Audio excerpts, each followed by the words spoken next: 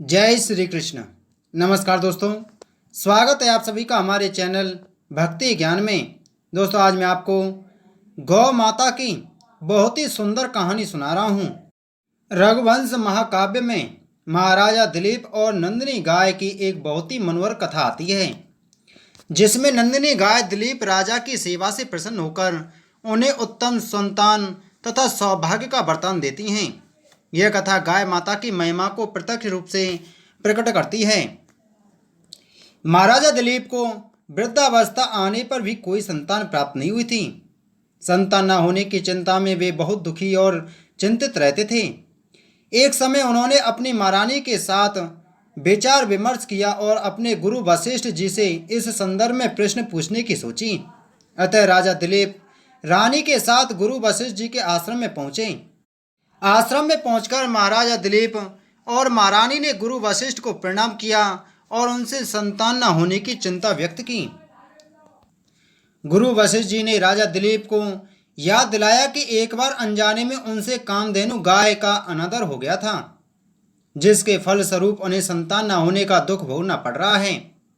साथ ही गुरु वशिष्ठ जी ने उन्हें इस पूर्व कर्म के फल को काटने का उपाय भी बताया। उन्होंने बताया कि कामधेनु गाय की पुत्री नंदिनी गाय की सेवा करने से वे अपने कर्म का पश्चाताप कर सकते हैं। यदि नंदिनी गाय उनकी सेवा से प्रसन्न हो जाए तो वह उन्हें श्राप से मुक्त कर सकती है। गुरु वशिष्ठ जी से यह सब सुनकर राजा दिलीप नंदिनी गाय की सेवा का व्रत लेते हैं और व्रत के अनुसार वे अपने दास दासियों को छुट्टी दे देते हैं और रानी के साथ स्वयं ही नंदिनी गाय की सेवा में लग जाते हैं। राजा दिलीप और उसकी पत्नी गौ माता नंदिनी को मीठे घास के कौर खिलाते हैं, उसके शरीर को सुलाते हैं, डर बगैर को दूर करते हुए तथा वह जहाँ जाना चाहती वहीं जाने देते थे। साथ ही वे स्वयं भी उसकी गति का अनुसरण करते थे। इस प्रकार उसकी छाया के समान उसके पीछे पीछे रहते हुए राजा दिलीप उसकी आराधना करने लगे। राजा दिलीप के तप का प्रभाव और दया भाव के कारण बन के समस्त स्वावर जंगम जीव मंत्र मुग्ध रहते थे। प्रजा की रक्षा करने वाले राजा के वन में पैर रखते ही बलवान प्राणियों ने अपने से कम वाले को तंग करना भी छोड़ दिया था। राजा दिलीप प्रतिदिन प्रातःकाल गाय को चराने के लिए निकलते थे। उस समय उनको रानी पहुंचाने जाती थी और सायंकाल जब राजा गाय को लेकर लौटते थे तब रानी दोनों को लेने जाती थी। महाराजा दिलीप संध्या काल में नंदिनी गाय की पूजा अर्चना करके उसे दुहकर नंदिनी जी के सोने के पश्चात सोते और उनके उठने से पहले उठ जाते थे। इस प्रकार राजा दिलीप को सेवा करते हुए 21 दिन बीत गए। तदंतर राजा की भक्ति भावना की परीक्षा करने के लिए मुनि की होम धेनु एक हिमालय की गुफा में, जिसमें कोमल घास उग रही थी, घुस गई। गाय हिरण पशुओं से सुरक्षित है ऐसा समझकर राजा पर्वत की शोभा देखने में तल्लीन थे। इसी बीच एक सिंह आकर गाय के ऊपर झपटा, जिसका पता राजा को नहीं चल सका। जब राजा को गाय की आर्त ध्वनि सुनाई पड़ी तब राजा की नज़र पीछे गई। तब राजा ने देखा कि लाल गाय के ऊपर पंजा रखे केसरी सिंह खड़ा है। राजा लज्जित हो गए और तरकस में से बाण निकालकर ज्यों ही सिंह पर छोड़ने लगे, तभी तभी उन्हें ऐसा जान पड़ता कि उनका दाहिना हाथ जहाँ का तहाँ रह गया है, मानो मंत्रोषधि के द्वारा उसका सारा बाहुबल नष्ट कर दिया है। राजा की यह लाचारी देखकर सिंह ठहाका मारकर हंसा और बोला, राजा, यह व्रताश्रम क्यों करते हो? मैं सामान्य सिंह नहीं हूँ, बल्कि महादेव का किंकर कुंभोदर हूँ। शिव जी के चरण स्पर्श से पवित्र हुए मेरे शरीर पर तुम्हारे अस्त्र काम नहीं कर सकते, इसलिए यह व्यर्थ प्रयत्न छोड़ दो और घर लौट जाओ। तुम्हें जो काम सौंपा गया था उसे तुम कर चुके हो। तुम्हारी गुरु भक्ति सिद्ध हो चुकी है। जिसकी रक्षा शस्त्र से नहीं हो सकती, उसको बचाने में शस्त्रधारी क्षत्रिय निष्फल हो जाएं तो इसमें लज्जा की कोई बात नहीं। इस पर राजा दीनता पूर्वक जवाब देते हैं, हे मृगेंद्र, मैं हिल डुल ही नहीं सकता हूँ, इसलिए मेरा कहना तुम्हें हंसने योग्य भले ही लगता हो, परंतु यह नंदिनी गाय गुरु अग्निहोत्री जी की कामधेनु का धन है। अपनी आंखों के सामने मैं इन्हें नष्ट होते हुए नहीं देख सकता, इसलिए तुम मुझ पर कृपा करके मेरा शरीर ले लो और अपनी भूख मिटाओ। कृपा करके महर्षि की इस गाय को छोड़ दो। सांझ होने पर इसका छोटा बछड़ा इसकी राह देखेगा।